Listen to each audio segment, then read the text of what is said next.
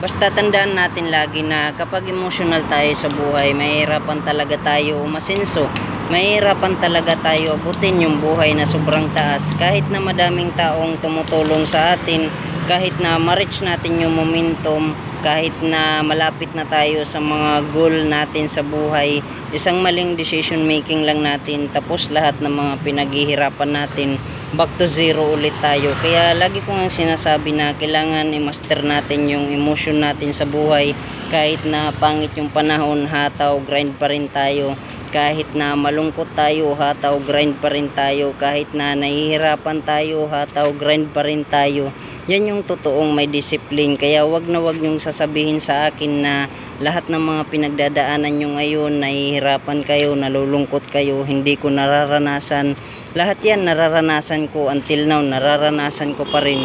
Kaya sa isang katulad ko na walang ibang aasahan kasi nasa malayo ko sa pamilya ko, wala akong panahon para maging emotional sa buhay. Kailangan ko bumangon sa araw-araw para ipagpatuloy yung madugong labanan dito sa mundo para sa tagumpay na gusto natin makuha balang araw. So yun lang.